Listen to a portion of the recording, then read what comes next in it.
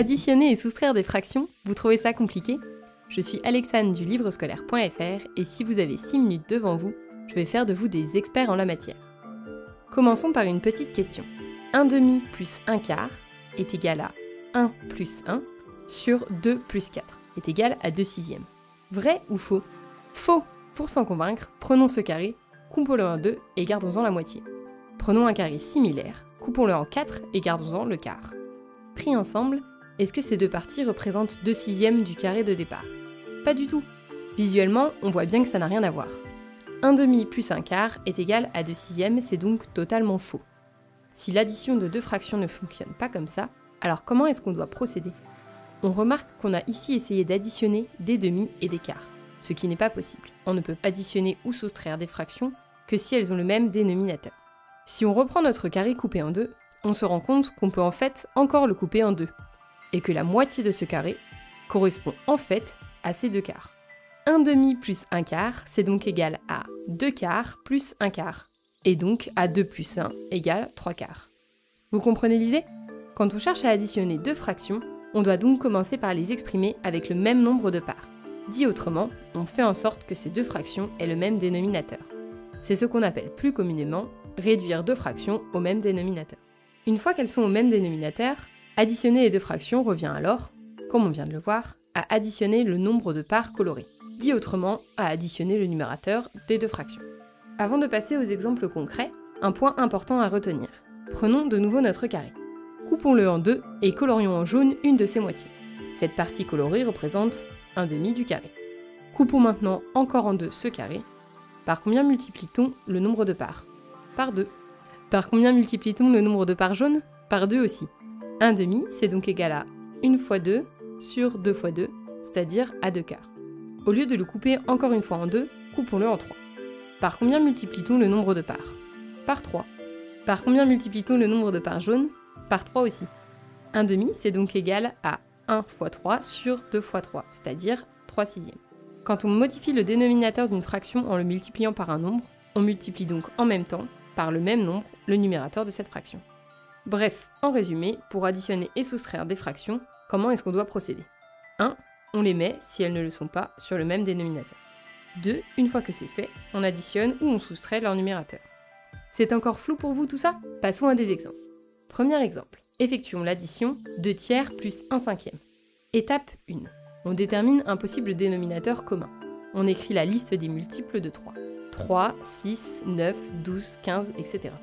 On écrit la liste des multiples de 5. 5, 10, 15, 20, etc. Est-ce qu'on a un nombre qui apparaît dans ces deux listes? Oui, le nombre 15 est à la fois un multiple de 3 et de 5. C'est donc un possible dénominateur commun. Étape 2. On réduit les fractions au même dénominateur. Notre but dans cette étape, c'est quoi? D'écrire 2 tiers et 1 cinquième sous la forme de deux fractions, ayant pour dénominateur 15. Par combien est-ce qu'on doit multiplier 3 pour obtenir 15? Par 5. Pour écrire 2 tiers sous la forme d'une fraction de dénominateur 15, on doit donc multiplier par 5 le dénominateur, le nombre total de parts. Mais si on multiplie par 5 le nombre total de parts, on multiplie aussi par 5 le nombre de parts colorées, le numérateur de 2 tiers. 2 tiers est donc égal au final à 2 fois 5 égale 10 quinzièmes. On procède de la même manière pour 1 cinquième. Par combien doit-on multiplier 5 pour obtenir 15? Par 3. On multiplie aussi le numérateur de cette fraction par 3. Et donc 1 cinquième est égal à 1 fois 3 est égal à 3 quinzièmes. Étape 3, on ajoute les numérateurs.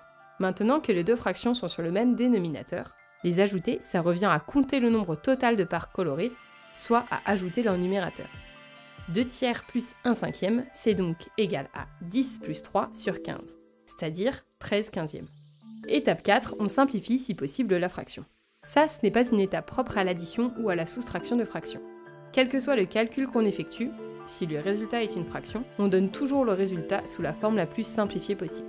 On a d'ailleurs une vidéo à ce sujet. Consultez le lien dans la description si vous avez du mal sur ce sujet-là. Est-ce qu'on peut simplifier 13 quinzièmes? Autrement dit, est-ce qu'il y a un nombre qui divise à la fois 13 et 15? Non, cette fraction est donc déjà la plus simplifiée possible et on s'arrête là. 2 tiers plus 1 cinquième, c'est donc égal à 13 quinzièmes. Passons à un deuxième et dernier exemple. Mais cette fois-ci, on va faire une soustraction. 8 cinquièmes moins 11 dixièmes. Pas de panique, ça fonctionne exactement comme une addition. Étape 1. On détermine un possible dénominateur commun. Les multiples de 5 sont 5, 10, 15, 20, etc.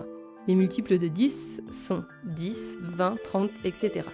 Est-ce qu'on a dans ces deux listes un multiple commun? Oui, 10. Ce sera donc notre dénominateur commun.